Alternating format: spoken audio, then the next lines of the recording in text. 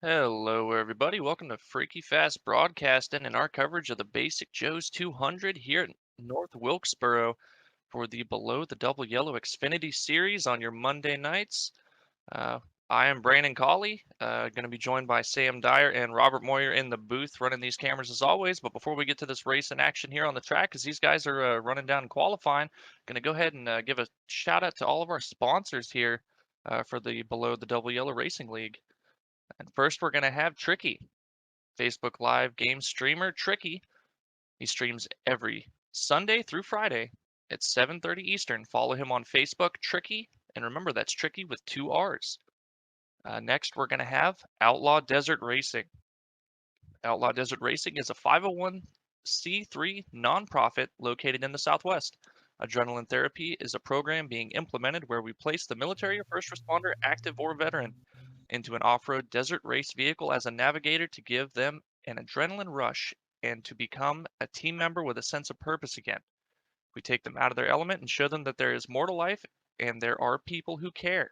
If you would like to learn more, please check out their website and social media pages at www.outlawdesertracing.com.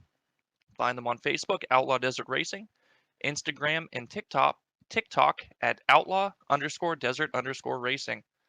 And finally, we have Joe's Speed Team. Joe's Speed Team, proud partner for the Below the Double Yellow Racing League. Well, Sam, North Wilkesboro. Old track. Yeah, Really tough track to get around here. Bumpy. What can we expect tonight? absolute madness. This short track is a handful, and drivers are all aiming to be at the same spot on this course. We're going to see a lot of drivers try multi-groove racing, but your goal is always to be low through 3 and 4, and 1 and 2 is where all that speed is built up. But Brandon, I mean, just a couple of weeks ago, you were racing here in a different series. But this track is a handful, it seems, and also it looks like you need a lot of skill as well as a lot of luck here if you want to do well. Well, it's definitely a tricky track to get around for sure. I know we just came from Tricky Triangle, but man, North Wilkesboro, a little bit awkward of a line. It's not right up against the apron where you'd figure, especially 1 and 2. It kind of diamonds out a little bit, especially because on the entry, you can't see it very well, but it transitions to a flat for the exit of pit road. And if you hit that on your entry, it's going to mess up your the balance of the car. You're going to shoot up the track here. So you're going to see a lot of guys trying to sweep in pretty wide and try to straight line the exit as much as possible because there's also about 3/4 through the corner in turn 1 and 2 there. There's a bump in the grass that kind of sticks out a little ways into the racing surface, and you gotta just nick the inside of that to get a really good launch out of the corner here. And the straighter you can get it, the better off you're going to be, especially with these Xfinity cars. They're a bit tight and like to snap loose and easy to get the power down a little bit too early and spin yourself out. Definitely going to have to watch out for that as well. 3 and 4, pretty straightforward. Right along the bottom, it's pretty much where you're going to want to be. You're going to have to slow down a lot more than you think you do. It's pretty deceptive, and there's a lot of bumps down there that'll upset the car. Going to pay attention to that as well. Yeah, it's a lot of what the driver's going to be focusing on a lot here tonight are those factors that you brought up. And it's going to be exciting, especially when they're starting side by side. And North Wilkesboro is kind of a toss up at times if it's going to be going green for a long stage of this race or if it's going to be a wreck fest where we're wrecking every 2 to 5 laps of this course. So you never know. This race could be over in less than an hour and a half, and it could take us about 2 hours or more to finish this thing. A lot of questions up in the air, but we do know one thing. Qualifying has come to a close, and it looks like James Loveland is going to be getting our pole position here today. As we'll take a look here at our grid as drivers are gridding up for this race. We're going to go 10 by 10 as our pole position going to be going to James Loveland with Kyle McGravy going to be able to get Garvey, going to be getting that second place with Say Ferris is going to be getting that third position. Eric Hutton going to be getting fourth with fifth going to Alan Dice. That of Seaborn, Baker, Gardner, as well as that of Faircloth and Alves going to be your top 10. And 11th place, Jeremiah Vincent, Anthony Pelican in the 98 12th, Cody Atkins 13th, Lane Sulfridge 14th, Chris Wheeler in the 15th position, Dennis Steele rolling off 16th, Lyle Sulfridge in 17th, Nick Starling 18th, Joey Means 19th, and Jordan Scheffler rounding out your top 20. And then in 21st position, we're going to have Brett Summers as well as Timmy Emanuele, who's going to be in that 22nd position with Brandon Pearl. Then that of Nathaniel Ostrowski, who's going to be in 24th position. Kevin McGarvey going to be all the way back in 25th. And then those of the drivers that decided not to qualify, starting off with Dallas Sullivan, also Jacob Houston, Justin Carey, as well as Andrew Stacy, Francisco, Zach Smith, Kyle Payne, as well as Thomas Brendel, as well as that of Jordan Breckel.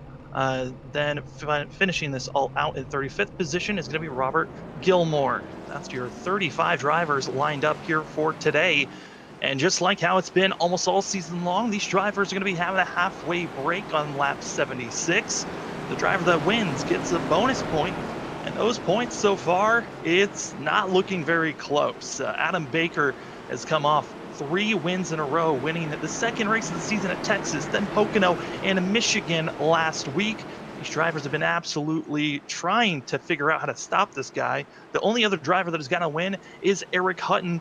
And Hutton, he's got a tall task to try to beat out that of Baker, but Baker just seems like he's on a completely different level than everyone else, even if he qualifies further back than everyone else has been. Yeah, it's been a really good pace for Adam Baker so far, and also figuring out the way that the track changes as the race goes on. Been able to figure that out a lot better than really anybody else has so far this season. But again, like you said, he's qualified in the 7th position today. I believe that may be one of the farthest back that he's qualified, except for I believe one race he decided not to put down a lap, or maybe he messed up his lap and had to come through the field. But a little crack in the armor here at North Wilkesboro. Track position means a whole lot, and we're going to have to see if these guys can hold him off and maybe pick up another win. Green. It's going to be a fun 150 laps here at North Wilkesboro for the Basic Joe's Racing 200. And it's going to be McGarvey pulling away on the outside. A great launch for the 27 as Loveland side by side with Hutton. They're challenging into 3. Well, one of the benefits of the outside lane here, Sam, it's a little bit smoother as well, but it does definitely heat up that right front tire. And in a short track, that right front means absolutely everything. That is what gets you your entry speed, allows you to roll the center and not have to check up for the exits. You can make the outside work, but eventually, if you push a little bit too hard there, you're going to be giving up a lot of time. We got a car around mid-pack. Car around, going to be spinning it around. Got to be careful of that driver who's dropping through, and that's going to be Dennis Faircloth. That's going to be spinning it around at the entry of pit road. The 80 machine able to get fired up, but drops all the way back to 35th position when he was running up in the top 15. Well, Sam, I was going to say we've got 35 drivers out here, and that's 35 chances for a driver mistake there. Good news is for Dennis, I don't think that was a driver mistake. May have had a little bit of help there, but I don't know who by. Going to be a pretty common theme, I think. Everybody trying to get as much as they can into the corners here and getting a little bit loose having to check up. Guys aren't going to expect it. You can go around pretty quick. Still, looks like from second on back, hard battling going on. Skylar McGarvey, this is such a great showing for the 27 up front as we're on board with that of Adam Baker on the outside, trying to make this lane work through 3 and 4. And usually you want to be all the way down close to the grass through 3 and 4, but somehow he's getting that momentum off the corner. Yeah, you can really run the high side, especially if a guy checks up the inside of the corner there. Like I said, those bumps are pretty big in the center of 3 and 4, and if you overdrive it a little bit, get the car loaded up too much, you can really start hopping across them and have to wait a lot longer to get back to the throttle. If you can take advantage of that on the high side, you'll see exactly this, being able to roll out and get a better run out of the corner like Eric Hutton has to take over that second position. Now they're starting to single file out, but caution finally going to be waving from those in the back. It's going to be Robert Gilmore stuck at pit road entry. And the 40 machine is stuck on the wall, able to get unstuck. But looking like very similar to what happened to Dennis Faircloth. And we're going to be seeing the replay here as we're seeing getting the schemes ready and proper for all of you fans. That's why you're seeing white on your screen for the drivers. But here's your Freaky Fast Broadcasting replay. As drivers ducking it in very deep into these corners, and it's going to see the 32 getting close there with Stacy, and right around to the back. There's Robert Gilmore spinning, self-spinning for himself, and just T-boning into the wall, and then Stacy's just gonna go sliding on the back stretch, and I believe that's what brought out our yellow officially. So 2 different spins, giving us, our first yellow of the day. Looking at Robert Gilmore specifically there, Sam, it looked like from the very start of the corner, just out of shape for the 40. Don't know if he's got a lot of rear brake dialed in or just in a little bit too hot here. Like I said, these Xfinity cars tend to be on the tight side, and you try to turn in, the back end does not have the same amount of grip. Really wants to swing around, and stepping it out, just could not quite get it saved. Good job everybody behind him to check up in time to avoid it there. Luckily, not significant damage for the 40. Be able to roll away pretty well. Yeah, we're gonna be having a total of 3 drivers coming to the pits, getting some service done. Looks like Brockle as well as Justin Carey and Gilmore all coming in, get some service done. Dennis Faircloth gonna be coming into the pits as well with Brandon Pearl. And what's interesting for these drivers is coming into this race, I think all of them came with the understanding that this race could be a caution fest. That's just what short track racing brings, because you get involved in one wreck where someone might have bumped you. You feel like maybe you want to get some retaliation later on in the race. Yeah, you definitely, short tracks, you're definitely going to have some bent feelings and bent fenders, and you're going to want to retaliate for sure at some times, but a lot of instances you're going to feel like something happened to you out on the track, and go back and look at it at the end of the race and realize, okay, it wasn't exactly what I thought it was.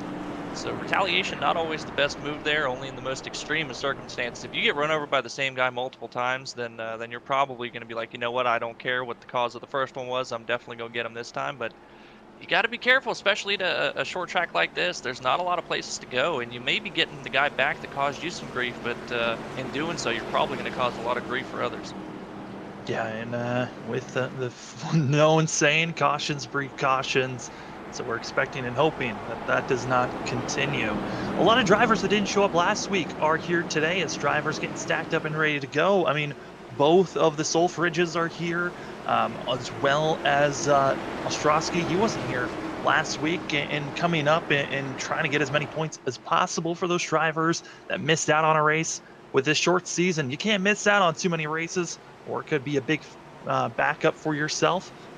But pace truck is off. Green flag in the air. McGarvey, a great launch for the 27 and able to pull away immediately in front of that of Hunt. Well, from my experience, Sam, that leader's advantage there going to be huge for Garvey. It seems like as the run goes on, the tires get worn in. That dirty air that you're able to put on the nose of the car behind you, if you can kind of anticipate what lane he's wanting to run in and keep that dirty air on his nose, it's going to make it that much harder for him to pass you as it already is at the short track, especially with how on edge these guys are out here in these Xfinity cars. It's like so far, Kyle doing a really good job. Looks like he's getting a little bit better of an exit from that of Eric Hutton as well. Right now, just kind of in cruise control, but he's got to be careful as one of the most consistent drivers of all of this season. Finished in the top 5 all 4 races so far. That's Safe Airs, and I gotta say, for Safe, he has been just so consistent. The only other driver that's been more consistent than him has been his teammate of that of Adam Baker, who's won the last 3 races, trying to make it 4 in a row. And the only race that that of Adams fell out of the top 5 was the first race at Iowa, finished 7th there. So both of the V-Speed machines looking very quick for themselves as we're looking on board of that of Brett Somers in 17th place, just showing the chaos that's in front of Somers and behind him, but he's kind of just cruising along, but caution going to be waving behind him as it's Kevin McGarvey in trouble on the front stretch.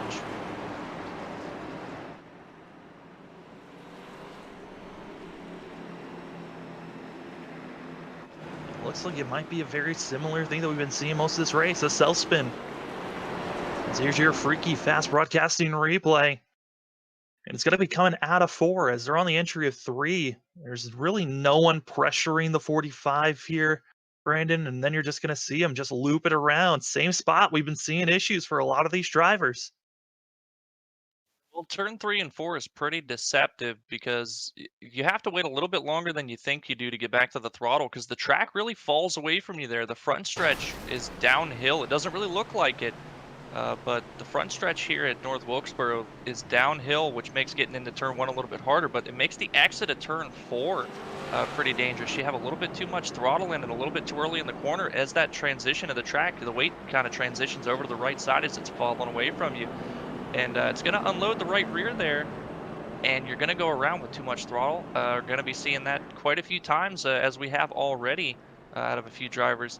I think the longer the run goes on, the more green flags laps that these guys can get in. They'll understand that throttle point and exactly where they need to get onto the throttle to have a more comfortable exit. Should be seeing that less and less as the race goes on. Would you say that it's more of throttle control over how much wheel you're putting into these corners? That's going to be helping you out? It's a mix of both for sure. You know, alluding back to just the tightness that these Xfinity cars have, you'll get the condition known as snap loose, where you've just got so much wheel into it that once the car decides to stop being on the tight side, it'll want to go from not rotating at all to rotating a ton, and the extra throttle is definitely going to make that a lot worse, and you're going to see that. But especially because of turn 3 and 4 with those bumps and overdriving it into the corner and hitting those bumps, it's going to make it even more tight. You're going to have to put even more wheel into it. Backing up the corner entry will do a lot for you in how much you need to put into the wheel inputs, as well as how much you feel like you need to get back to the throttle to get a good exit. We'll see. It seems like those drivers up front have figured this out. We'll see if the drivers in the back can get this done. A lot of the wrecks have been happening either in the top 20 to those drivers that are running all the way in the back. We did have 2 drivers that decided to pit under this caution, that of Nathaniel Ostrowski as well as Kevin McGarvey, getting repairs done for both of those drivers. And up front, still pretty similar to where the drivers qualified is where they've been running. Not a lot of movement is happening, and 1, because we haven't had a lot of laps to put down, and 2, it just seems like everyone's just stacked up because they're all trying to drive in the same lane, and that's kind of what short track just gives you. It really is, and I'm not sure so much with these guys tonight exactly which lane's going to be super preferred. I know the last race that I did here, you did not want to start on the inside. It seemed like on the restarts, the outside lane got a lot better of a start there. Could really carry a lot more speed, especially through turn 1 and 2 to get single filed out here. Going to be interested to see on these restarts exactly which lane starts to show the speed preference. But so far, the inside lane's looking pretty good as we go back right. Garvey got a decent start this time, but Hutton was side by side, not giving an inch. He really timed that restart perfectly. Still side by side. Eric Hutton on the outside on the entry of 3. He's looking clear to try to come down and make the pass on McGarvey. McGarvey, he tried his best to time it perfectly. Didn't work out. New leader, Eric Hutton. Well, great pass there. Really well-timed restart, able to stay side by side, and that's the advantage you have on the outside, is being able to kind of pinch that guy down a little bit, not allow him to use up the whole track. It's going to make him have to wait longer to get back to the throttle and have more wheel into it, and just have to be a lot more cautious, whereas you can just carry a lot more speed and a lot straighter of an exit, and as a result, you get passes like that. Still side-by-side action is that of the 44. Being pressured now by his teammate, and you're just seeing it. It seems like these drivers have to pick. If there's a lane that there's a lot of cars in, you got to pick the opposite and hope that you can make that lane work for yourself. And Safe decided to go low when everyone else decided to go high, trying to find that momentum. But you touched on it. Got to watch out for the heat that's being built up as Baker making an aggressive block on Gardner. And those drivers, they could honestly, with that late of a block, almost took out that of the 48. Yeah, you have to be very careful as we get a caution. Car spinning, and that's going to be that of Schepler spinning that around for the 13 on the front stretch.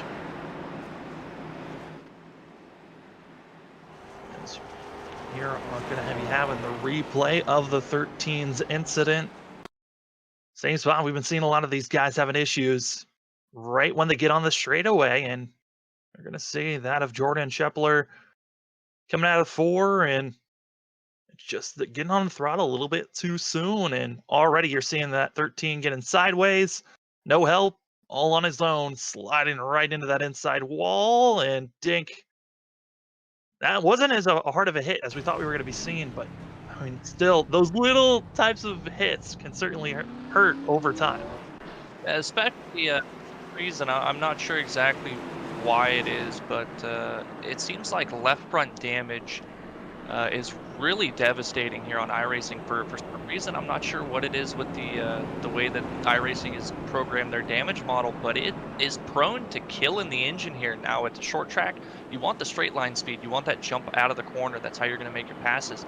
Uh, but it's not the worst thing that could happen to you. I think with a hit that small shouldn't hurt the engine. Just a little bit of cosmetic repair there, but something we're gonna have to watch out for. And so far, actually got to say, pretty happy with the fact that even though we've had these cautions, it's just been single car spins so far. Guys been able to avoid these out of control cars very well and not cause a massive pileup here on the exit of any of the corners. So hats off to these guys. And man, I think once these guys, if they can get enough laps in, they'll get settled down. And it's especially hard for the guys in the back of the field who don't really get a lot of time to run at full pace because there's just so much checking up they're having to do. Everybody being packed in like sardines there on the restarts.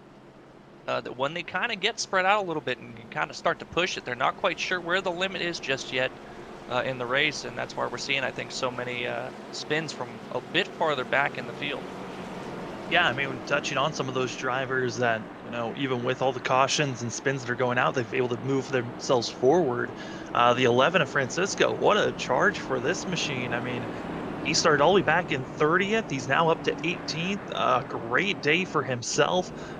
He wasn't one of those drivers that didn't qualify. Also, Kyle Payne in 21st position didn't qualify either and has moved up quite a few positions, starting in 32nd position up to 21st. And some of these drivers, they might be starting further back, but because of the wrecks and the fact that they are solo wrecks, it's giving them positions that they can gain just slowly and methodically forward. And that's really the biggest benefit for them right now is the fact that it has been a lot of single car wrecks. The biggest danger you're in here, you kind of start in the back because you don't want to get caught mid-pack and get caught up in something. But as we've seen so far, even Adam Baker, he's now up to the fourth position. Started sixth, only made 2 positions in all this time. Track position is so critical here. Starting that far back, a huge disadvantage, but being able to stay out of the issues where guys are finding them, it's going to go a long way for you toward the end of the race. And Eric Hutton actually going to be the first driver that's going to be leading the start here, deciding to pick the outside lane. So I'm surprised that, McGarvey didn't do this sooner when he had the lead on the restarts. But Hutton, I think this is a great choice on his part. You saw how strong, if he can get a great start for himself, he can defend on the outside through 1 and 2. It's going to be an even bigger advantage now that Eric Hutton is going to be the one to dictate when these cars are going to restart. Going to be able to get a bigger jump to help his defense going through turn 1 and 2. Should be able to easily clear McGarvey by the exit of turn 2 here now. McGarvey's just got to hope that Adam Baker cannot roll the high side and get to his outside as well. Pace truck is off. Green flag out in the air as that of Eric Hutton. A great launch, already about 2 car lengths ahead of the rest of the field. And just pulling away as Kyle McGarvey now under pressure from Adam Baker. Baker, honestly, if we see that 48 get the lead, I don't think he's ever going to relinquish it. He is just going to pull away. He's still trying to make that outside lane work, still side by side with the 27. Well, I think here it's only a matter of time. It seems like right now that second group is just so strong, able to get great runs out of the corner here. And now McGarvey under fire from the 16 and Nick Gardner for that 3rd position. And then it looks like everybody, oh no, a little bit of contact for, oh, State Fairs goes. Oh, Fairs! Fairs, Loveland, and others. Fairs goes back up into the track in front of Carnage. And drivers trying to slow down, and no caution. We stay green after all of that calamity, but Nick Starling, the one that probably got the most damage out of that, all of that, now caution will wave as the 27, Kyle McGarvey goes around.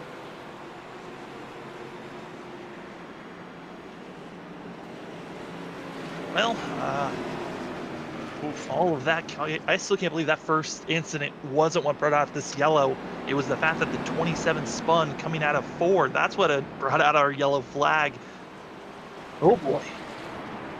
Yeah, I'm not sure if that was an admin yellow there. Doesn't look like it, but not being triggered for that on our software here. But that first incident, Sam, that a little bit of a checkup there on the outside. You're expecting a lot more speed. That's where you're going to be full throttle. Looked like Safe Fairs not anticipating Gardner to be a little bit slow there. But heads up, I gotta say, we were just talking about how there wasn't a big multi-car wreck there. A couple cars got involved in that, but for as many cars as we have in the field here that were behind the start of this caution, that could have been disastrous.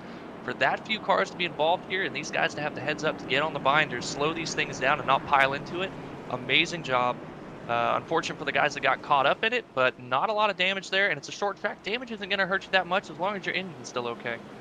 Yeah, as long as your engine's full power, you are good to keep launching yourself. But Kyle McGarvey, that spin out that he had, it is now cost him from being up in second place down to 13th. But safe, he now has to pull it into pit road, get damage repair. That rear end completely ruined. And in this league, there are no fast repairs. So the drivers have to come in and manually repair.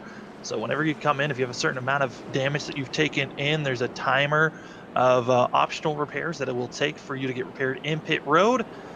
For safe, he's going to have to come in and do that. Also, most likely we're going to be seeing Starling and others. But man, what a wild little stints that happened there during this time. Sam, something we haven't talked about yet that I want to mention. Pit road here, it's very dangerous. Even under caution to pit, you risk going a lap down, especially with a big field as we have here tonight. The leaders currently about midway down the backstretch where the very last cars in the line are just coming out of turn 4. So almost 3/4 of a track behind the pace car here. And if you pit from the back, you very much risk going a lap down. We've gotten cautions. They've been able to get their laps back, but it also does not give you a lot of time to try to fix your car and get out ahead of the pace car. Sometimes you're just going to have to take those laps and hope you can get them back later on to get this thing fixed up. Yeah, and luckily we've been having a caution every 5 to 10 laps. So, even if you go a lap down, as long as you're still able to stay just one lap down and that caution comes out and you're not involved, should be all right for those drivers. And man, this is just a wild one. Also, I was looking at some of the information for this track, and I know that the Xfinity Series, we can have up to 35, sometimes 38 drivers per race. We have a total of 35 here today. And the pit road max, 33. That means you've got a couple of drivers sharing a pit road. So once the stage ends, you're going to be seeing drivers inside of one another for pit lane. Green flag in the air, though, as Eric Hutton, Adam Baker, they take off cleanly in the battle now for third place. Yeah, gonna have some guys hoping that they're sharing a pit stall with somebody that's up at the front, so by the time they get to it, that guy's gonna be gone and away, and their pit crew can get to work as well. Not have to see some F1 pit stops here where guys are having to wait on teammates or anything like that. But man, these guys still side by side up here, getting a little bit single filed out more so than a little bit quicker than we saw initially. I think the tires wearing out. Guys are really starting to roll the bottom a lot better here. And making that bottom lane work. I'm looking at Kyle McGarvey still back here in the 11th position. Lost some track position, not too much though, but now it seems like he can't even get the speed on the high side. Maybe just burned up those tires a little bit too. Ooh, the 11 out of shape there ahead of him. Ooh, that was almost a big moment there for McGarvey. Absolute incredible save there by the 11 for sure. I mean, I thought for sure he was going to overcorrect and take someone out, but did not do so. It's everyone from about 8th place on back still battling side by side with somebody. And we were looking back, before we started talking about McGarvey and where he's at, we were looking back at the battling going on for 24th position. It's just the Hornet's Nest. There's nowhere to go! Contact being made, though, as multiple cars spinning around, and this is going to be the big one. And there's the parking lot. Francisco's trying to get going, but he's going to get back into the wall, and so many drivers involved in this thing.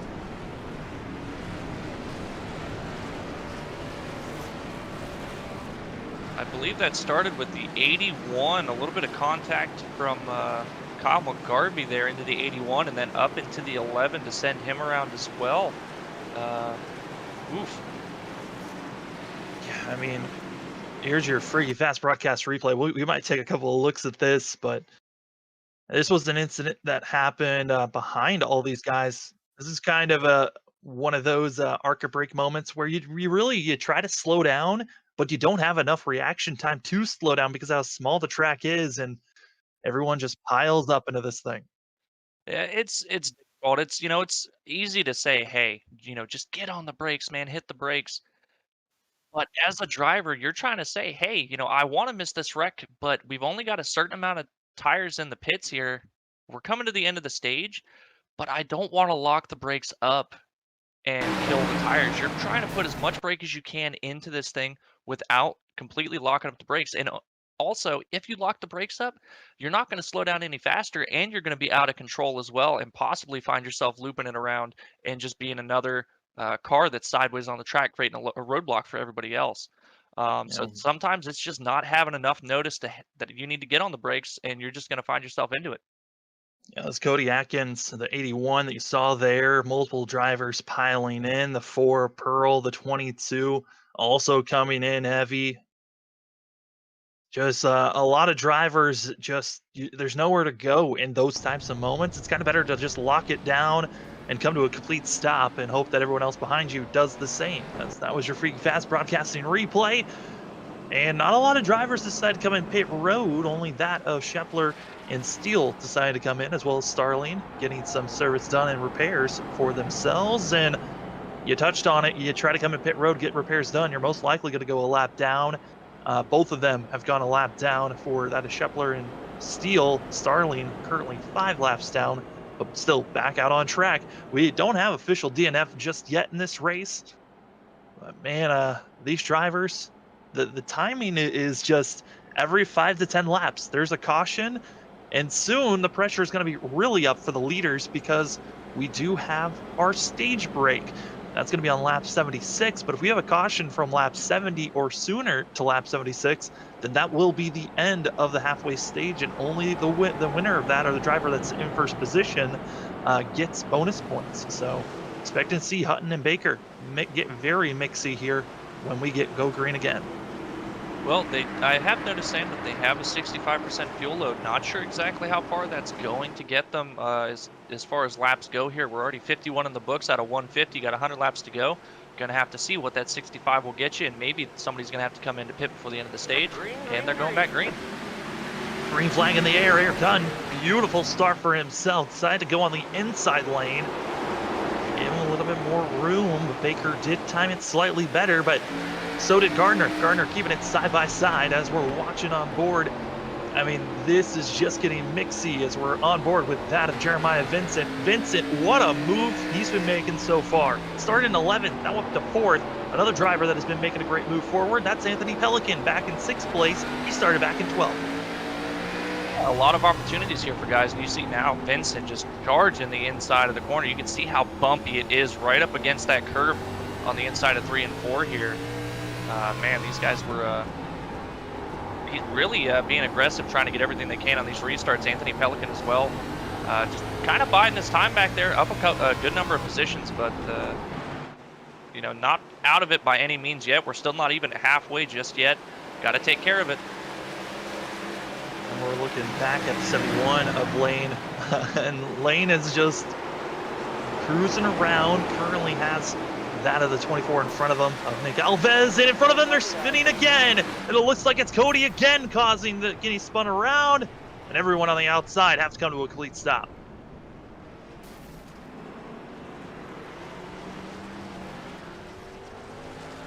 Well, this was a talking point for the drivers, where they did say it felt like it was going to be a caution fest, and I believe it was Brandon Pearl. He said right before they went green, I'm looking forward to the pace laps. I feel like this is probably going to be 100 laps of pacing. But looking at this, here's the replay. Watch the 44. Even controversy between the drivers if there was contact or not, and it's looking like safe's there. Oh, not initially to start it off, but to finish out the wreck. I mean, that Well, looks like it was all the 81. I gotta say, I'm gonna go the opposite way here. Looking at it, Sam, like I talked about the flat on the entry to turn 1 there. Safe went in 3 wide, perfectly fine to do, but his car washed up a little bit once he hit that flat. Slight contact, but that's all you're having to do here to turn somebody around. And unfortunately, I've got to put this on the 44. Not really anything intentional, and it wasn't that hard of contact, just the slightest bit. But I think that was enough to send the 81 around there. I mean, we might have our little, looking at that and not sure, hey, was there contact, was there not? And that's the call for the admins to make of, is this gonna be a penalty? Because if you are the cause of a penalty of a caution, you get hit with an EOL, end of the line penalty. So this could be major, especially for the 44 if he's dinged with this, or if it's gonna be the 81. I'm not sure they're going to be figuring that out. I know definitely the drivers are heated here, listening to the radio communication, trying to figure out who was at fault for that one. A bit frustrated, I'm sure, for how this race is going for some of them.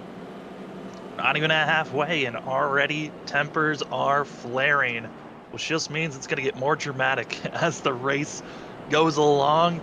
This has been a crazy one for sure. And Brandon, we've got to see a couple of, 5-10 lap green flag runs, but is there anything that you've been seeing of note that is impressing you or just seems like a surprise?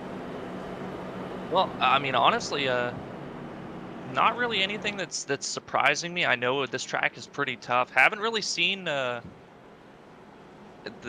green flag laps to see anybody that's able to figure out the inside lane. I know in the race that I did here a little while ago, some people were able to figure out something, just a different way to drive that inside lane, and they were absolutely flying, and that outside advantage meant nothing. It didn't matter where you were running. As long as you didn't block the inside from them, they were going to pass you. And wondering if we can get enough green flag laps. If anybody can figure that out, that's really what I'm looking for here tonight, because that's going to be the key to getting track position here. Because everybody's going to go to the high side. Once they're all there, you can't pass anybody. Yeah, and also re-looking at it, Safe did come in, I believe, and took 4 tires when he got repairs done. So that might have been why he was feeling that aggression to go 3 wide. Green flag out in the air, no penalty was given out to either driver, so they stay where they were at. As Eric Hunt gets a great launch, but everyone behind him, man, is that getting mixy. Jeremiah Vincent in the 9, now trying to make a pass on Adam Baker, and cleanly does so. Well, it's no surprise. Jeremiah Vincent looked to be the fastest in practice prior to qualifying. Not the best qualifying effort out of the 9, but showing his race pace here, staying out of trouble, able to make up positions now. And hold on to second. Going to be looking to chase down Eric Hutton, rather, and hold off Adam Baker before the end of the stage. I mean, Jeremiah Vincent, how many times have we talked about when a long run goes on, he's just got the best tires at the end of the day, it seems like. And he's trying to continue on and be consistent. He started off the season with being in 21st position to finish out at Iowa, then a 10th place at Texas, 32nd at Pocono, and an 8th place last week at Michigan. So he's been very inconsistent on where this 9's going to finish, but we know during the middle of the race, this is when Jeremiah Vincent's at his strongest. Yeah, and if he can just hold on to this track position here, second place, pretty good right now. It looks like he's fallen off a little bit from Eric Hutton. Can't quite get the speed to get up to the back bumper of that 88. Maybe overdriving a little bit there, Sam. I'm looking at turn 3. He went in pretty hot and washed up in the center, allowed Adam Baker to really close in on the exit. Maybe reel it in a little bit. Might have a little bit of something for you at a short track. It's not all about that 1 lap gain. It's being consistently faster by hundreds every single lap that will get you that track position and that gap closed in. Yeah, that 3 and 40 was much more consistent over that line as we're on board watching the back of Alan Dice and seeing that of the 24 behind him of Nick Alves. But up high in front of them, looks like that of Seaborn might have washed up into the outside wall. The 76 seems to be having some issues for himself when he was looking poised to be moving up into the top 5. And maybe not able to roll the high side there quite as well. You see Alan Dice getting a pretty good run on his inside now, and he's getting a better run this time. Maybe just overdrove at that 1 set of corners there, got a little bit in too hot, but able to gather it back up here. Now trying to hold on to that 7th position, but that allowed James Loveland to get the position over him. And gotta say, Loveland having a pretty good run here tonight, been in the top 10 all evening. And I know I raced with James this past Saturday. Did not have the best night there. Looking to get away from road courses and go short track racing. Know he's pretty good at these short tracks.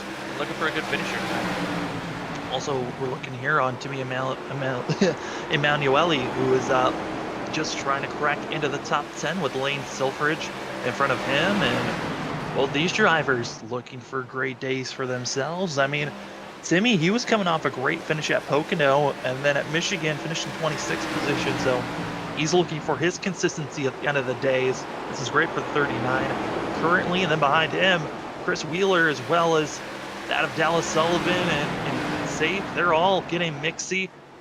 Sullivan, he's one of the highest movers of those that did not qualify. He's up to 13th after starting all the way back in 26th position. You can see these guys, they seem to have figured out the inside a little bit. Safe has the fresher tires, but even still, I don't know if maybe that damage is hampering him a lot more than we think.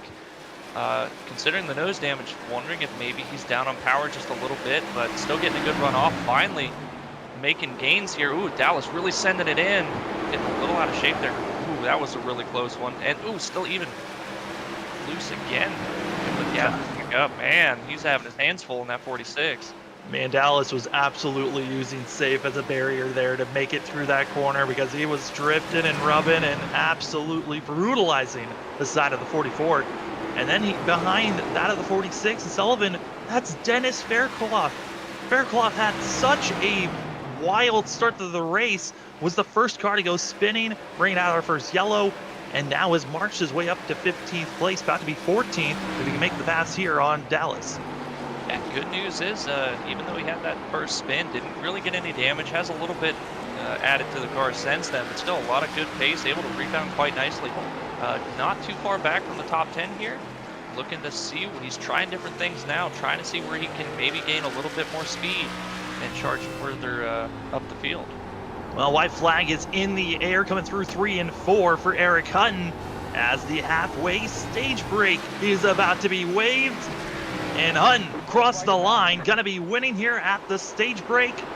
And the 88 is gonna get bonus points. This is massive for himself. He was 28 points back from Adam Baker. Every point is needed, especially with this short season. We're in round number 5 of 10.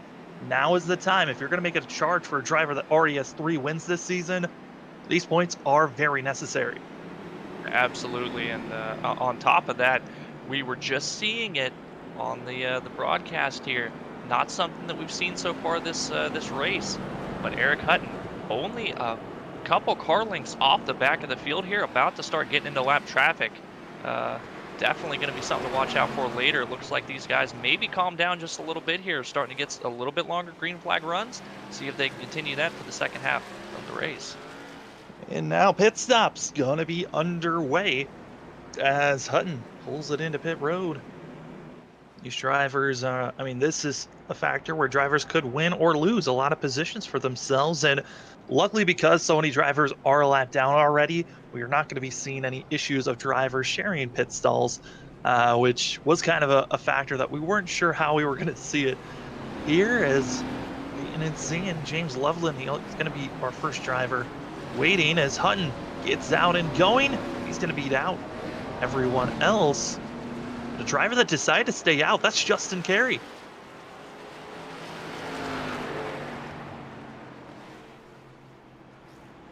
That is, I cannot imagine staying out here going to pay off very well. Yeah, very well could be staying out just to lead a lap before coming in here. He was the, yeah, and avoiding sharing a pit stall as well, Sam. I did notice under that sequence of pit stops, there were a few guys, Anthony Pelican especially, overshot his box, had to throw it into reverse and back up about 2 pit stalls to get it into the box. They lost a ton of positions, came in 4th. Not sure where he cycles out to now. But one of the difficulties, again, of North Wilkesboro, not only is there a limited amount of pit stalls, you know, are you at risk of going a lap down, pitting under caution if you're in the back of the field, but the pit boxes are very small compared to other tracks that we go to. Very easy to overshoot your box if you're not careful. Yeah, and Anthony Pelican, to take note, was all the way back in 11th. But yeah, no, that easily could slide through. And even with the bigger boxes of modern day courses, drivers still overshoot their pit boxes all the time just because they're trying to gain time. But a scuffle on the backstretch. What in the world? As that's Cody Atkin and also Nathaniel Ostrowski. And it looks like they were trying to give their positions back to someone else, and it caused collisions to happen. I am very, Wow. Trying to go back and see what exactly happened. But man, so it just looked like Nathaniel might have had some type of issue, because it looks like maybe he had a black screen that happened, because he just launched the car straight into the wall, and that's not what you want to do. As it Oh, looked like for Kodiak, and he just decided to just park it and let everyone get their positions back, as he was a driver a lap down. looking at it, Sam, I went on board to just see his wheel input, maybe listen to the sound of the motors as we're going back green. I think he had some wheel issues. Is apologizing to everyone. Luckily, no one else was involved, but that was a very scary situation as we are back green. We're racing to the end, and a great launch once again for our front two, and all the battling that's going on. That's for third place, where Safe has been able to move forward, and a caution waves. Wreck spinning around. That's Zach Smith having issues for the one on the front stretch. All right, past the starting line, and I don't think that we're tired of saying it just yet, but here's your Freaky Fast broadcast replay. This is a little bit of a self spin. Yeah, just another issue of a little bit too much throttle on the exit of turn 4. A little bit of nose damage there. Nobody else getting collected. So just the single car incident here. Zach Smith getting it rolling and away again. Just wee, there he goes. We've been seeing that all race long of just driver coming issues. Producers upset And that I they didn't say ding that time.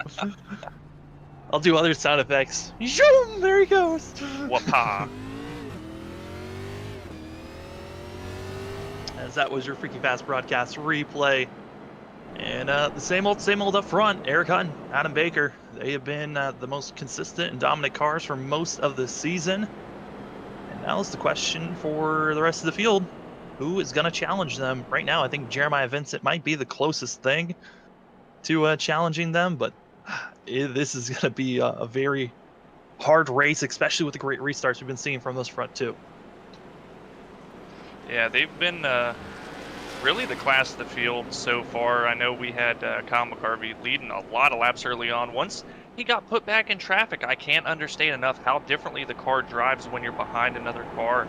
It's just adjustments you have to be able to make as a driver. And starting in the lead, it's great. You've got clean air from the get-go. But everybody else has the experience of what the car is going to feel like behind somebody else and are able to make those adjustments well before you. So Adam Baker and Eric Hutton here able to take advantage, and now especially Adam Baker up to second from 6th position on the start, being really calculating with these restarts and taking advantage of the line that he's able to restart in to move up to that 2nd position here. But Jeremiah Vincent, like we talked about, if we can get that long green flag run, I think the pace is going to show for the 9. He may just have some for our top 2. Yeah, I mean, we've been seeing a lot of drivers moving forward this race. We do have 2 drivers that have fallen back, but have had to try to make recoveries for themselves. Dennis Faircloth, as well as that of Kyle McGarvey. They are back in 17th and 18th place, but they both qualified in our top 10. Know they have speed, but kind of feeling a little bit locked down just because of it being so difficult to drive through all of this traffic. As we're waiting to see to get the 1 to go. Should begin this time by. And we're past the halfway marker. We're about to get closer to the final third of this race. You know, for a lot of these drivers, a lot of them are still looking for their first top 10 for some of them, their first top 5. I mean, if you're at a short track and you can just see the potential of gaining positions, how hard is it not to just jump and try to move someone out of the way? It's very difficult. You know, you feel like you're a little bit faster, but just track position's kind of bottling you down. You see the gap open on the inside, but you're already so on edge, just stepping over a little bit can cause you big problems here. You've seen it so far. Great restart from Eric Hutton here on this restart. Adam Baker able to slot in as well. Top 3 right on top of each other. Not given any breathing room, as they're going to be on the outside trying to watch out. But here, the battle that's going on for around 10th place, it is heating up as Lane's going to be trying to make it 3 wide for himself. And back there is Anthony Pelican in 12th position. And now he's figured out how to move forward, but it takes a lot of time. It's that's to be nice.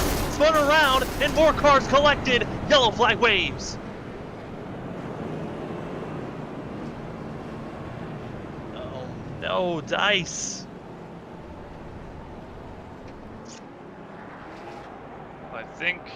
I don't know if that was a self-spin. There's a little bit of help. Oh, yeah, a little bit of help. Yeah, Nick gave him some sugar spice and everything not so nice there to the back of the Power Puff machine, getting him into the turn one, sent him around there. Scary feeling when you're looking at all these cars coming at you through the windshield. You're supposed to roll dice, not spin them out. As you see him getting absolutely spun around and just seeing the traffic come, that's when you just hold the brake and hope no one does any aggressive or abrasive moves to hit you and cause any more damage. You're seeing all these guys coming, and you're just like, "Oh, please don't hit me! Please don't hit me!" Man, it's just, especially when you're up front. I mean, Dice was battling in the top 10, and he's got the rest of the field to worry about hitting him. He did get hit a couple of times. That was your Freaky Fast Broadcasting replay. Thank you so much to Robert Moyer and the production chair giving us all these amazing replays. For these guys, this is this has got to be slightly frustrating for the guys up front.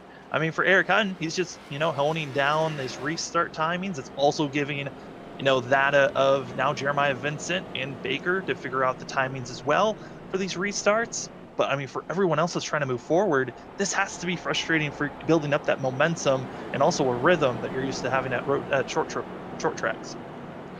It's really just trying to get the time to figure out what you need to do and where you need to run to save your tires, gain an advantage on the guy in front of you to try to figure out if you can make that pass. And getting all these caution laps, I mean, it really cuts the race almost in half to where you're running out of time, and everybody starts to feel that sense of urgency. That's like, okay, we're not getting a lot of green flag laps. I've got to go on the restarts, and then that just causes more problems. So the earlier we can get this sorted out, where guys just go green, can kind of settle into position here, and start figuring out what they've got, where they can make their runs. It's going to be a lot better off, but definitely frustrating for the guys sitting in second, third, and fourth. It's the leader. You're saying, guys, I want you to wreck the second we take the green and make this easy on me. Oh yeah, that would help so much for the leader. I mean, just seeing everyone else wrecking out. You know that you don't have to pit anymore, as we saw from that first stage for these drivers. So there's no real reason for them to worry about coming into pit road and getting new fresh rubber. I mean, Safe showed that with fresh rubber, you can make a lot of gains, but it's not enough to get you up front and possibly winning this race. And a lot of that has to do with the fact that you can get fresh tires, but you've got so much traffic in front of you that you have to navigate that's going to be slower than you. And you can definitely get the speed on them, but like we saw with Safe, try to take advantage of your fresh tires and, maybe go 3 wide, but it's not always going to work out, and it could get you in a lot of trouble. For Safe Airs back in 6th position, going to be third car on the inside row, as they're hoping that they can get a good start here from Jeremiah Vincent. Pace truck pulls off, and green flag in the air. Eric Hunt once again, like a rocket ship, he's out of there. James Loveland up to the 3rd position now. Adam Baker rolling the inside on him, but looks like James going to have the position here. Let's see if he can hold on to it. Once these tires heat up a little bit, it makes that inside lane a lot harder to roll, but on the restarts with the cooldown period under these pace laps, you've still got a decent amount of grip here, but again, just up ahead of them, Jeremiah Vincent, maybe overdriving just a touch there, washed out through 1 and 2. On board with Nick Gardner, and Gardner, as well as Loveland, kind of just been sitting in around the top 10, and they haven't been making too many moves forward. They've been just waiting for their time to pounce. Loveland's feeling that it is time to go. Don't know how many more laps you're going to have green. So far, we're staying green. Another driver that I'm surprised by, Timmy Malielli, gotta give credit to him. But they are 3 wide, and out of Anthony Pelican, he's trying his best to just get up there, but it's difficult to make that 3rd lane work when the middle is so strong compared to the rest of the field. Hey, great patience out of the 98 there. Had a really good run, and I know it's frustrating that you've got the speed, and you're just saying, come on, guys, get it sorted out between yourselves. I know I can pass you. When they're 2 wide ahead of you, you can't do anything because we got a caution. It looks like it's another pileup. At least 3 drivers, 4 involved. Zach Smith Shepler, and others. And hearing it from the radio chatter, Kevin McGarvey going to be taking the fault of that one.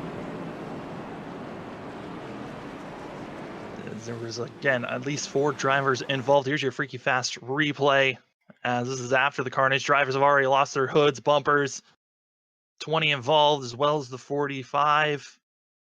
And it looks like it was the 45 just getting loose in front of the field, self-spinning, and that is at the worst place to self-spin on entry. It looks like a little bit hard on the brakes and coming in a little bit too hot. Yeah, a little bit of a stepping out on the entry, and once you get loose on the entry, you've pretty much got to give up the corner just to collect the car. If you try to drive through it, you're just going to be loose the entire way, and for as loose as we've seen guys off the corner, that is disastrous for you. It looked like Zach Smith had that missed, and then the 13 just not able to slow down in time, unfortunately. Pile into that as well there, but oh man, a lot of cars, substantial damage in that wreck. Well, now it's the question. If you got full power, do you even want to come in and get those repairs done? We've seen if you come in, there's a possibility of going a lap down because of how short the pacing is. I mean, do you even want to risk it coming in if you know that you still got full power? I think you do, but the thing is also, if you're at the back, start coming in and taking tires. Because we've only used the one set for a lot of guys, and we're over halfway through this race. They've still got another 3 in the pits for most of the field here. If you're in the back, maybe got a little bit of damage, try to come in, get some fixed, and then take tires the next lap. You're not really going to want to do it all at the same time because it just adds more time to your pit stop, and you very well could go a lap down doing it that way. But I think a little bit of damage fixed gonna help you in the long run, especially maybe it's just a little bit of a suspension issue you want to get fixed. Maybe the toes knocked out a little bit from some hard contact. Get it fixed. Gonna help you in the long run. But the new tires, maybe guys come into pit a little bit later on, get some good track position that way. Very interesting call from some of the drivers that were up front. Safe Fair's going to be coming into the pits for the 44, as well as that of Nick Alves. Alan Dice coming in, that of Shepler as well. Rockel going to be getting some service done. So some drivers deciding, hey, I need to get some service done for themselves, and then they'll get back out there. But there were a few drivers that notably were involved in that wreck and still have not come into the pits, and that is probably the biggest surprise, especially the 45, Kevin McGarvey, not coming into the pits this go around. You can get away with not getting some damage fixed at a short track for sure. Generally, when you think about getting damage fixed, it's for that aerodynamics that you're going to need for your straight line speed. But in a short track, that doesn't really matter too much. So you can definitely get away with it if you're not feeling like maybe the car is pulling one way because of some suspension issues, or maybe there's some engine damage there. Say, you know what, track position, I'm going to go ahead and just tough this out and hope that it doesn't get any worse. And it looks like a lot of guys often do that right now. We saw that of Kevin McGarvey being heavily involved in that last incident. We're on board with Kyle McGarvey in the 27 and 13th as we go green once again. Same story of our leader, but it's second place where Jeremiah Vincent got the better run on the inside, and now going to be fully in second place with Baker and Loveland side by side and everyone else there. And Anthony Pelican, he sorted his way through, and now he's got to watch out for that 98. He looks very, very annoyed on how aggressive he's racing. He wants to start moving forward. Well, I'm going to take a look at it here. I wonder when he... Oh, we got a caution. Oh, yellow. Safe goes around. It looks like he was involved with someone else during that. Now Safe just forced himself going into 3 wide and got bumped by the 99 of Nick Starling. Here's a Freaky Fast replay.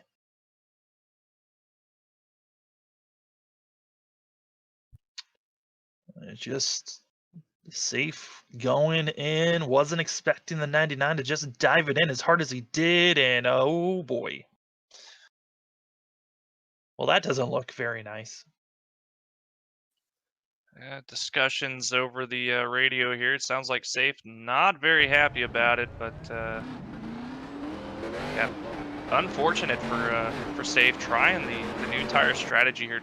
to make something work, see if he can gain an advantage, and it just hasn't worked any time that he has tried it. Been getting caught in something. Yeah, and for safe, coming into today's race, talking about how consistent he's been in these first four races. He had a fifth place at Iowa, second place at Texas, fourth at Pocono, and a fifth place last week at Michigan. Top fives every single race he's been a part of this season, and it's looking like that streak might come to a close here today. We're in our final third of the race, and he's all the way back in 27th, even more damage than what he was before. It's not looking good for himself, but some drivers that we haven't really talked about that much, but are having some really good days for themselves. In 11th place, the 8 of Jacob Houston. Haven't talked about this driver a lot this series, but man, is he having a very clean day for the 8 machine.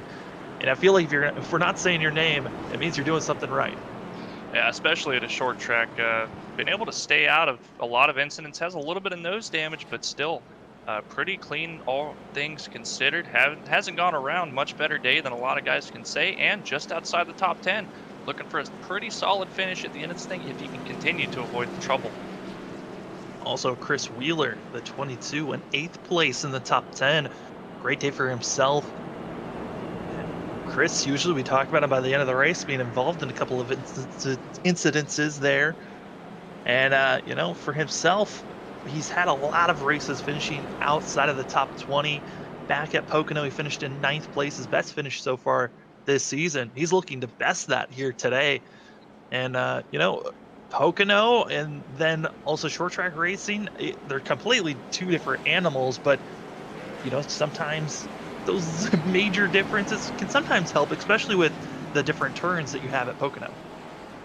Yeah, there's a lot of, especially, talking about Pocono, how unbalanced the car is, the different feel for every single individual corner. It gives you a lot of experience in managing, maybe an extremely tight condition in one corner, then extremely loose in another. And those skills, when you practice that enough, get a lot of experience in doing that, it absolutely transfers to a lot of different tracks, and short tracks especially, because sometimes you overstep going into the corner a little bit and you're a little bit loose, and sometimes it's a little bit tight. And it helps tremendously as we are back green here North Wilkesboro. I feel like I might be watching a baseball game by how many times I say he's gone. Oh, With Eric Hutton. There goes Anthony Pelican. He's not afraid anymore, understanding it's time to go. 3 wide as Baker stuck on the inside. That of Vincent stuck in the middle. Pelican, he just has to drop back. Not going to be putting himself in any other situation. That was a squeeze and a half from the 9 to the 98 there. A wise move for Anthony Pelican to go ahead and back out of that one. Give up 1 position to not give up 20. Still battling hard with Adam Baker here. Baker rolling that inside pretty well. And it looks like Anthony trying to get as much as he can on the high side right now, sailing it in. But it's not working as well as he'd like. And it looks like for Baker that last time through 3 and 4. We'll see if it happens here. He just dove it in so much more aggressive and try to get back on the throttle sooner. It works out that time. Pelican, the center of the corner, just does not seem like the speed is there for the 98. And that could just be for as hard as he's trying to drive it around the outside. As we got a slow car on the inside of turn 3 and 4, keeping it in the grass. No caution for that. But you can carry a lot of speed on the outside, but you overstep that too many times.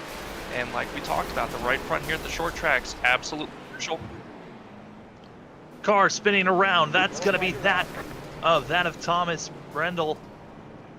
Brendel and others, as it is a bigger pile up in front of him. Nick Alves and others all scrambling to get themselves straight. The driver we've talked about probably the most this race, that's Cody Atkins, caught up in another one. 81 not having a good day here at North Wilkesboro for sure. See there, bro. That of just other drivers spinning around. Alves also involved.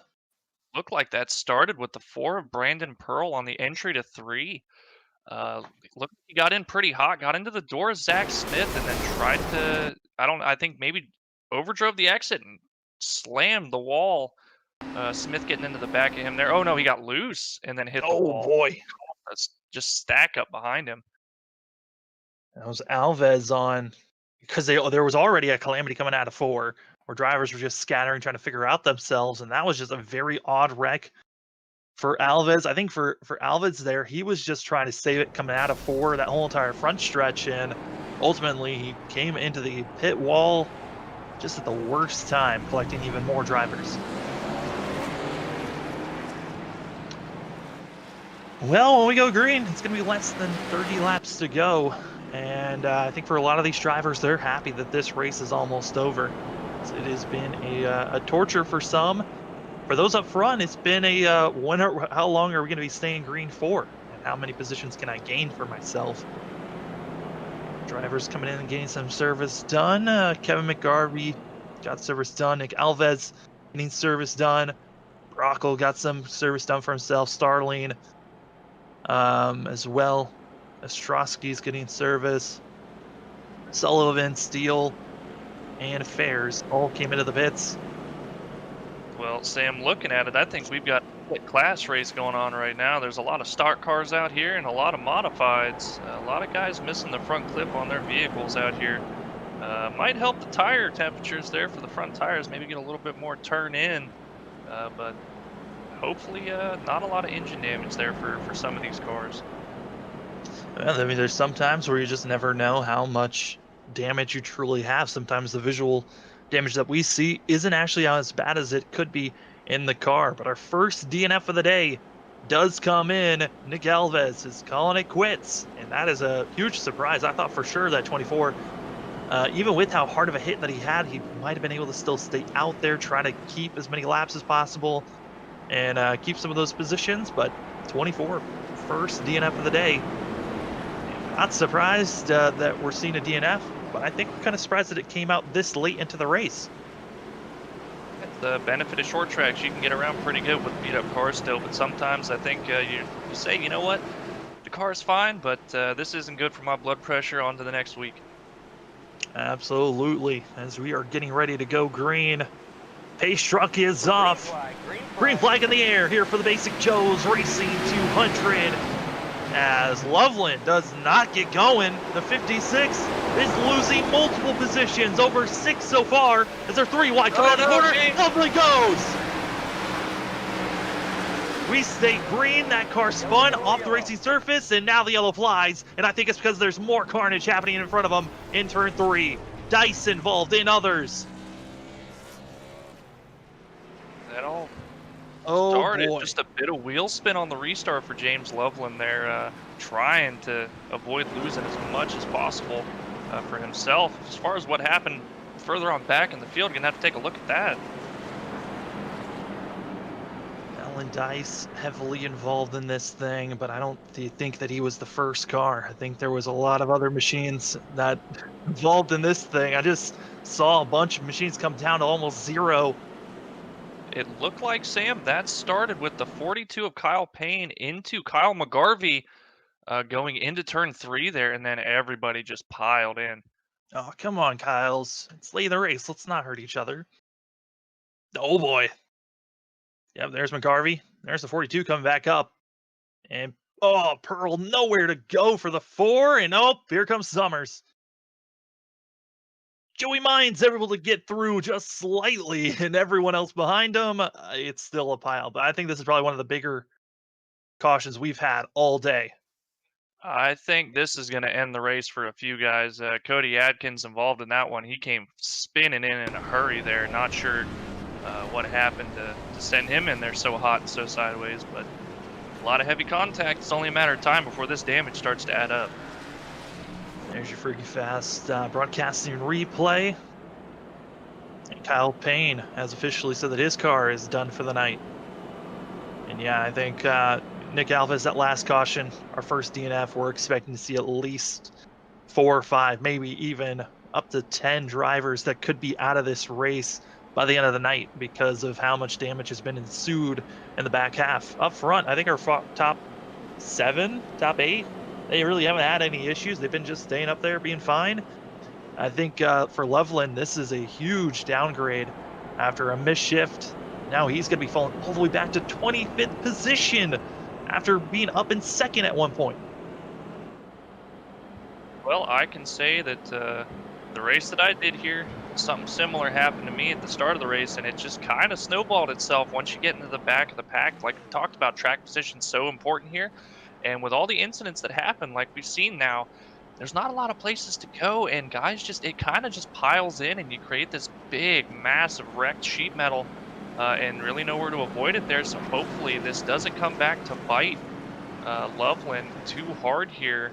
Just a small driver mistake, putting him in the back, maybe getting him collected in something. Hopefully able to rebound, but we're running out of laps to do it. We're only on lap 128 of 150 here. Laps are going to be winding down, especially if we get in caution flags where you're not able to make any passes.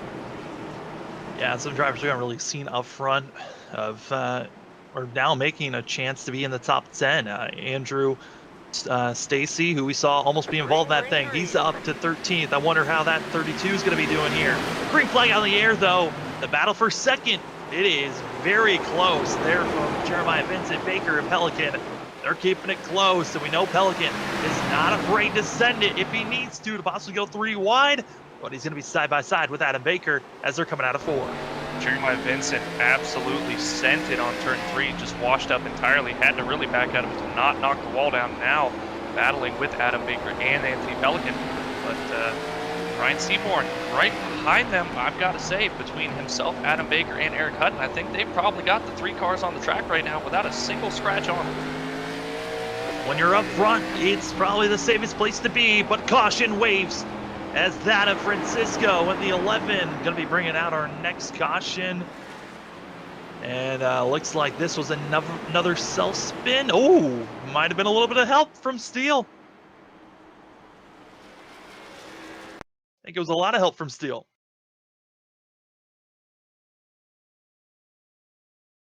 Just out of shape, trying to save it for the 11, and then you're going to see a bump here from the 28.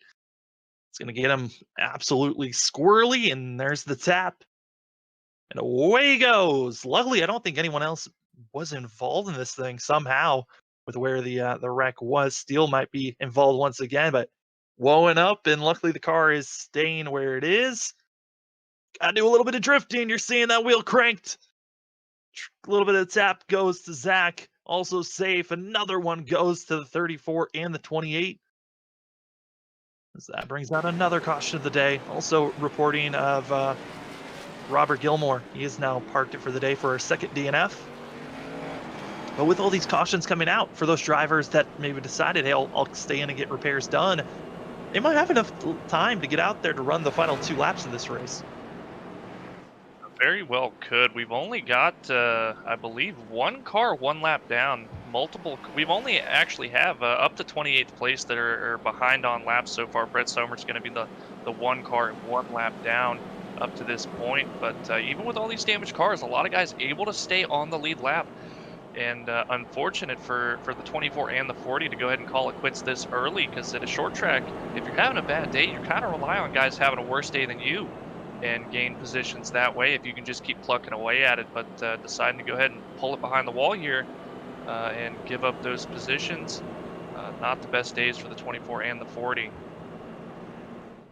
Absolutely not. As some of the drivers that are at the 7th, 8th, 9th, 10th place currently, Timmy Emanuele, as well as Lane Solfridge, Justin Carey, Chris Wheeler. Also in 11th, you've got Jacob Houston. These are drivers that we haven't really talked about that much during this season because, our top about 5 to 8 have been so quick.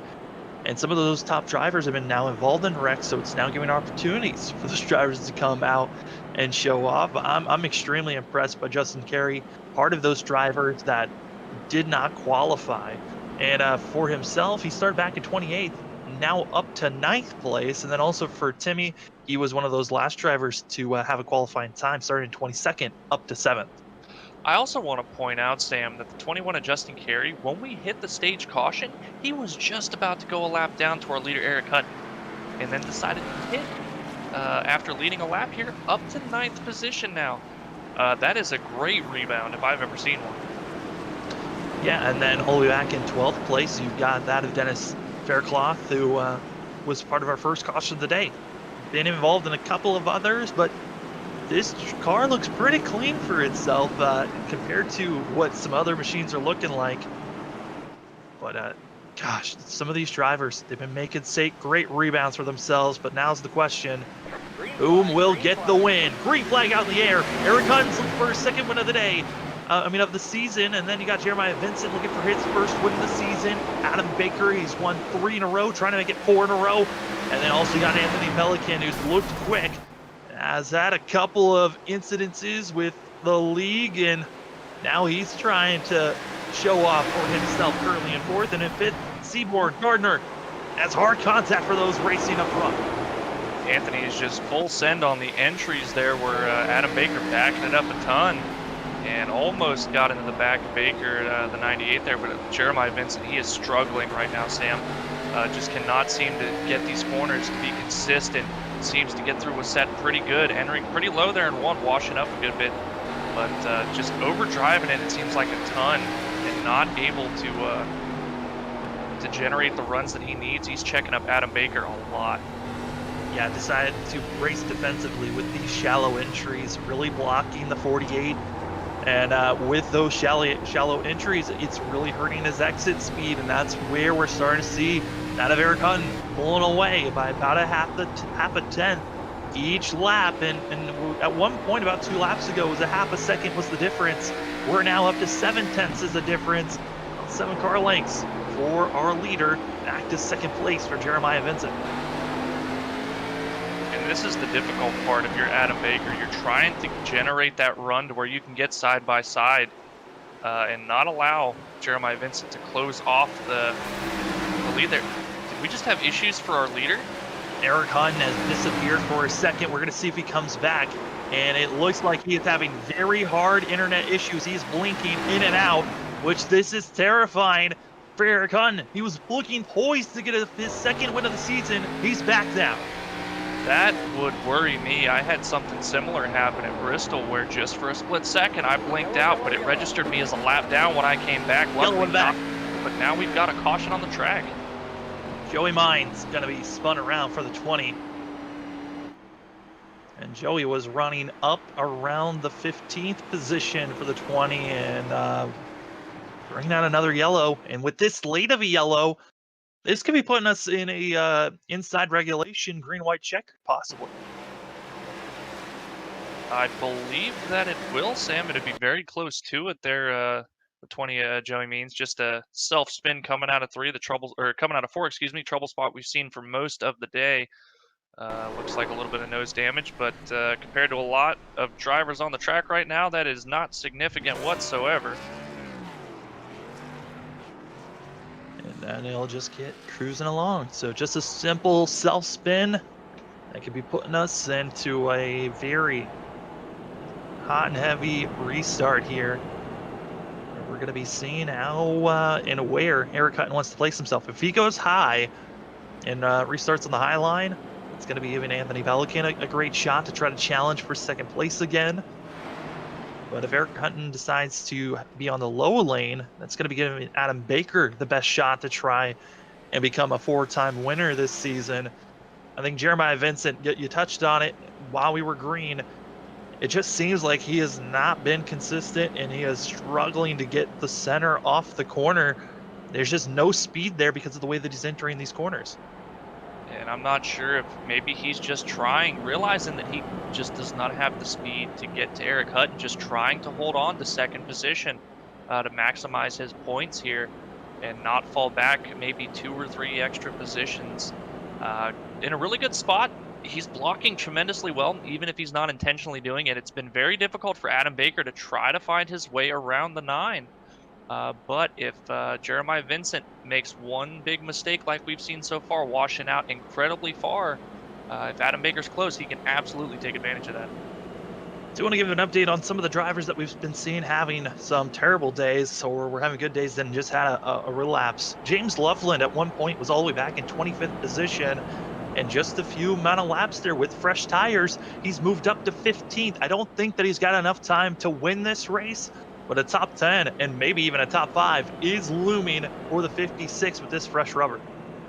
I believe so. Definitely starting on the inside here. If he can just find a clear path on the inside and have everybody go to the outside to try to make passes, going to be able to easily get back to the top 10. Top 5, I question, barring any issues with the guys up here in the front. If these guys in the front start getting into each other and cause some issues, might be able to grab a big chunk of positions with guys getting wadded up. Drivers getting stacked up. We're going to be going this time by. We'll do a quick rundown of your top 10. Eric Hutton, Jeremiah Vincent, Adam Baker, Anthony Pelican, Nick Gardner, your top 5, with that of Seaborn, Solfridge, Carey, Faircloth, and also Emanuele.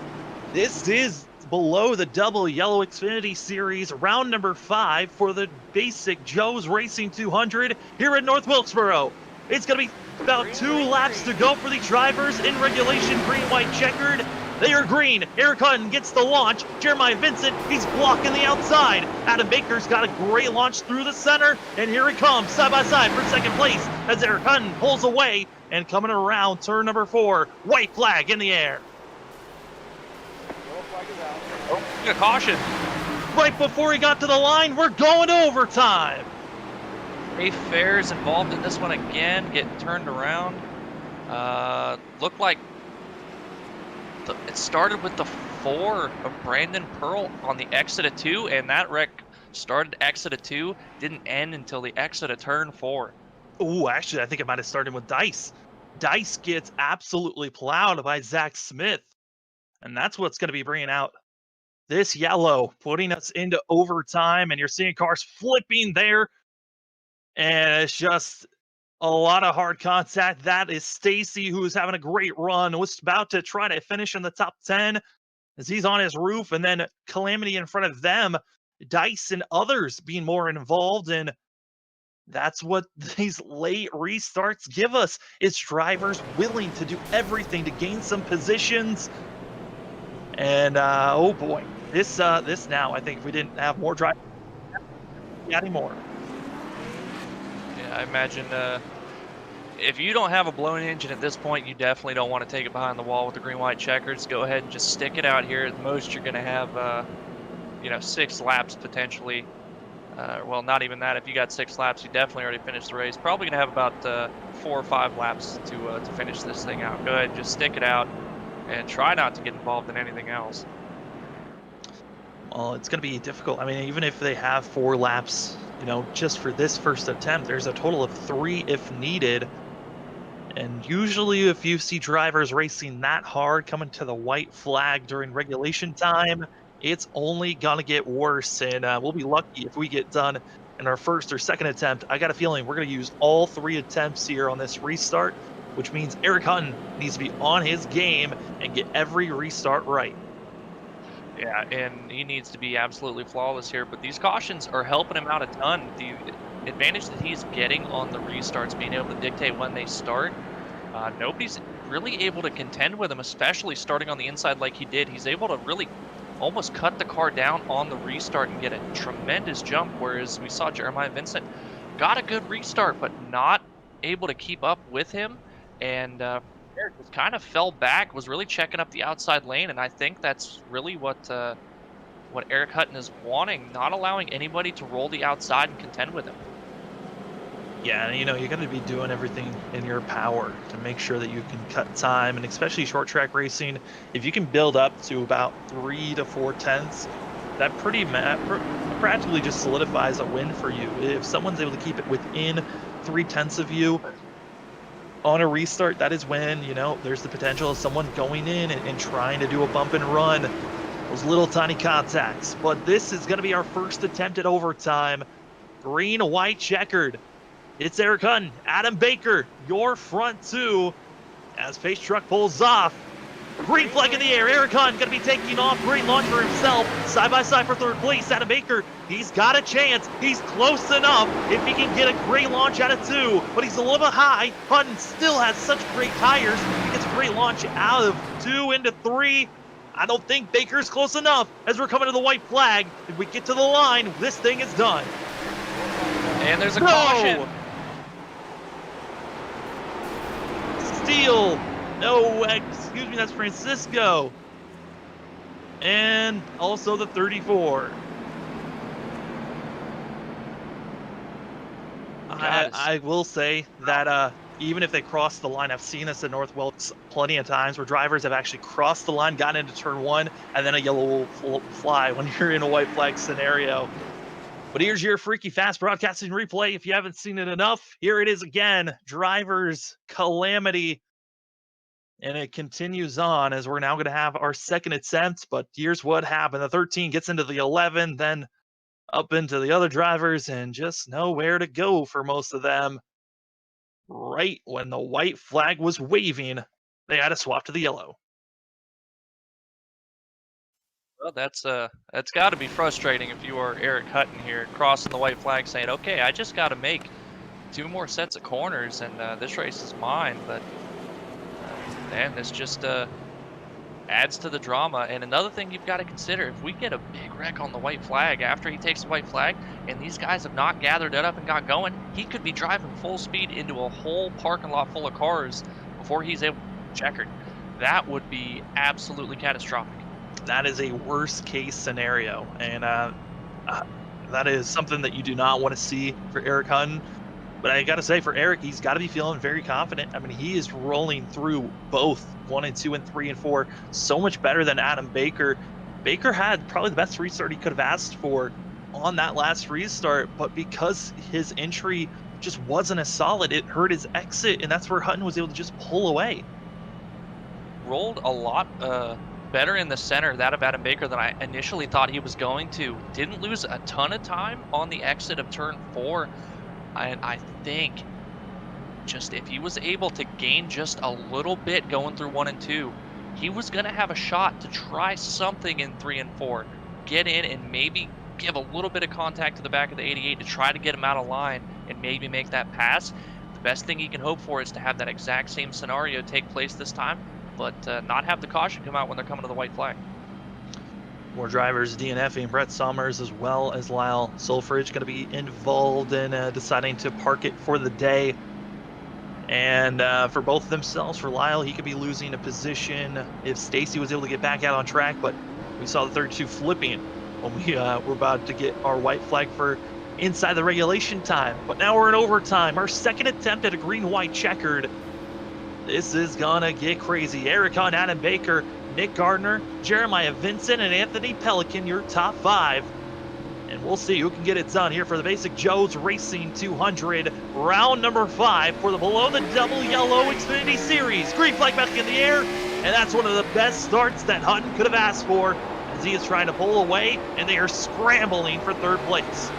He's going to give Adam Baker a good run out of turn 2 here, able to get, again, the same line through 3 and 4, closing in, and going to be right there within striking distance. Taking the white flag now in the air, 1 lap to go.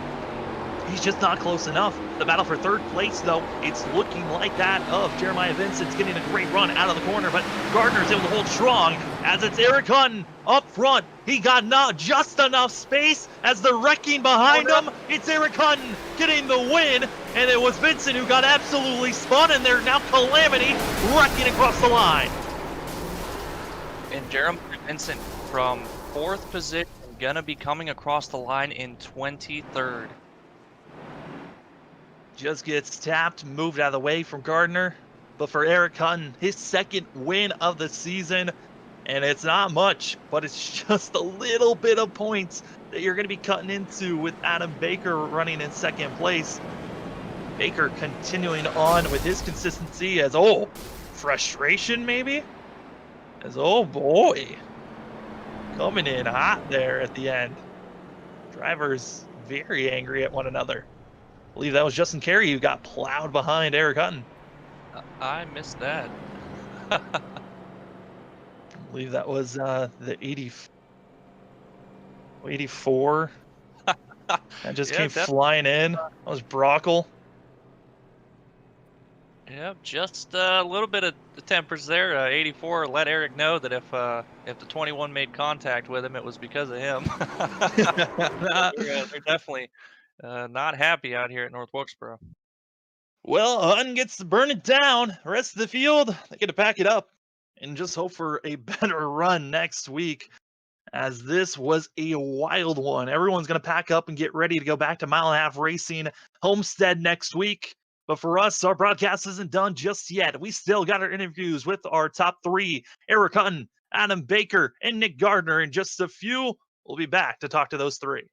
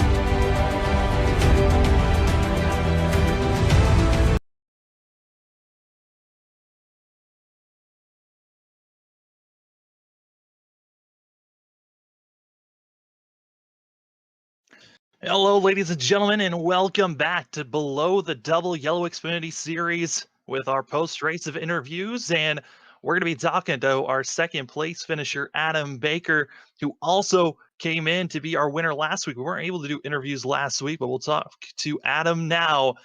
Adam, you got second place here. How you feeling? Just happy it's over. I mean, I wish I had a better shot at Eric. No real time to make anything happen. But just happy to get out of here with a top two. A top two finish for sure. I know we weren't able to talk to you last week, but you were the winner back at Michigan. Just give us, if you can remember it, because this was a long race. How do you feel about winning last week and also continuing that consistency even to today? Yeah, last week was pretty good. I was very surprised that I had the kind of speed I did. Michigan's not traditionally one of my better tracks, but I was really getting around there very well. And, that first half of the race had a nice big advantage. And then Eric kept up with me in the second half and kept it interesting. So definitely was a lot of fun racing with him and just trying to maximize strategy, maximize track position and everything there. And definitely was a fun race. Glad to get the win there. And then bringing us back to today's race, I mean, you had to really juggle around. Really, it seemed like the top five were constantly shuffling on where they were going to be, especially with all the restarts we were having. How was it trying to keep yourself in the right position to be moving forward? Yeah, it was really hard to do anything if you were on the low line for a restart, unless you were the leader. Found that it was difficult to get the car to get off the corners without using up more of the track. So having the outside line was kind of an advantage. And I tried to maximize, again, every opportunity of restarting in that lane, and just, never got a shot to get to Eric. Really, we were pretty even, but just he had the track position advantage and did a great job of holding on to it. I mean, for points day, you did everything in your power to make sure he didn't gain as much as he possibly could have. A great showing on your part on that standpoint. We now are going to be moving to a 1.5 mile course at Homestead. How are you feeling about going back to mile and a half racing? I feel pretty good about Homestead. I haven't raced there in quite a while. I haven't, run at most of these places in quite a while, but Homestead, I used to perform pretty well there. So really looking forward to going back out there and seeing what we can do. Well, Adam, before we let you go, the floor is yours for any shout-outs. Yeah, I'd like to thank you guys up there in the booth at Freaky Fast Broadcasting for putting on these races for us. I'd like to thank Basic Joe's Racing for sponsoring tonight's race and putting up the extra purse bonus. Also want to thank all the other sponsors of the series. Thank my teammates at V-Speed and all the fans that came out and watched.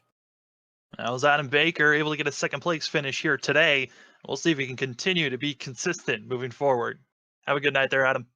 Thanks. You too, guys. And now we have the winner. He hasn't won since back at that of Iowa, but man, did he have a great run here today. Eric Hutton up in the booth. Eric, what a showing for yourself. As we'll try again. Eric, you Sam up in the booth. You got us? Seems like we are having some slight radio issues, but we'll give a couple of more calls to hear of Eric. Eric, you got us? Well, Eric's been absolutely dominating when he is up front and consistent. Brandon, it has been an amazing time for this 88 machine, and now he's getting back into the win column. He didn't have the best Pocono, but that's been really the biggest blip that he's had so far on his finishing results.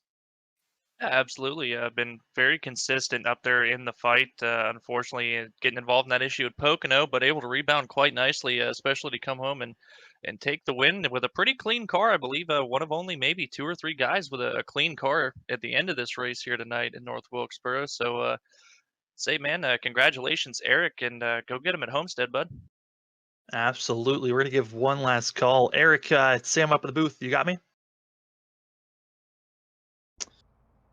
We will, sounds like we do not have Eric for the conclusion of this race, but we will try to talk to Eric at the start of the broadcast next week, kind of like what we did talking to Adam here today. But here is your final results for the drivers. Here's your top 10 running order. You got Eric Hutton, Adam Baker in second place with Nick Gardner in third, Anthony Pelican and Timmy Emmanuel, who's going to be in fifth, with that of Seaborn, Wheeler, Carey, and Lane Sulfridge, as well as Dennis Faircloth, going to be getting your top 10.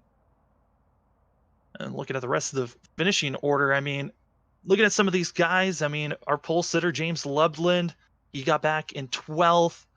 Also, Safe went all the way back to 18th. But, a lot of these other guys made some great moves forward there, Brandon. Yeah, Justin Carey talked about right at the stage break, the last car on the lead lap there, almost going a lap down to our leader and eventual winner of Eric Hutton. Up 20 positions to finish in the top 10. 8th position for Justin Carey was a great run. Francisco in the 11, up 10 positions in 20th. Thomas Brendel had an up and down day for sure, but also rebounding to finish in 19th, up 14 positions. Zach Smith up 17 and 14th position. Great run for a lot of these guys. And unfortunately, Dallas Sullivan, great rebound just outside the top 10 in 11th. Yeah, I think drivers that we have circled up that are going to be trying to recover next week at Homestead, that's got to be Jeremiah Vincent and Alan Dice. Both had some unforeseen incidences that happened late in this race, but it took only 2 attempts, and we got it done over overtime. What a great running that these drivers had. Brandon, and as always, thanks for being up the booth, as we're now going to be sending it up to Robert to finish out the broadcast.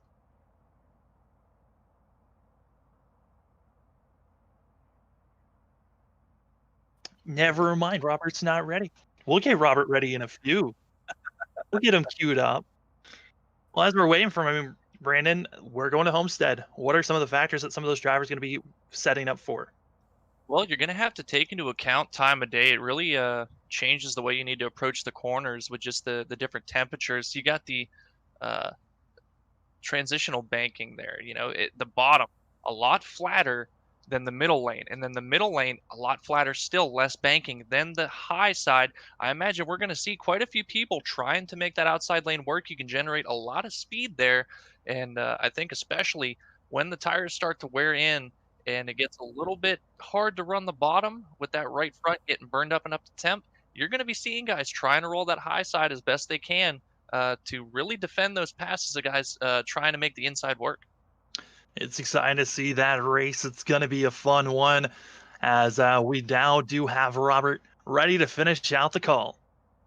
All right, thank you. Sorry, I was getting a drink and eating my funnel cake, man. Caught me off guard. Yeah, I'm up here snacking. Just joking, but man, what a good race. And man, this track is fun to race. It really is. It's fun to race, and tempers fly, short track racing, man. So hopefully everybody out there, on YouTube enjoyed the content here tonight from Sam and Brandon. We do much appreciate you coming out and tuning in and supporting your league here on Monday night. And if you don't mind, don't hit that subscribe button. If you can hit that subscribe button and subscribe to Freaky Fast, as we're on a goal to get to 1K. On YouTube as subscribers, so we do much appreciate that too. But all right, Sam, Brandon, well, we're gonna call it out. We will catch everybody here again tomorrow night with RSR Evolution and their ARCA series and their Cup series tomorrow at 7:20, with a doubleheader at 9:20 with Zach Hall and Brandon Cawley calling all the action. So also, before I get off here, if you like this race or whatever you would like to say, in the link in the description below, there's also a comment section. Make sure you post your comment there if you're going back and watching this, and let us know what you thought about this race. And let's see some comments out there. We don't mind seeing that, and we will reply back accordingly as planned. But until then, we want to say God bless everybody. We love you all. Peace out. Bye, everybody.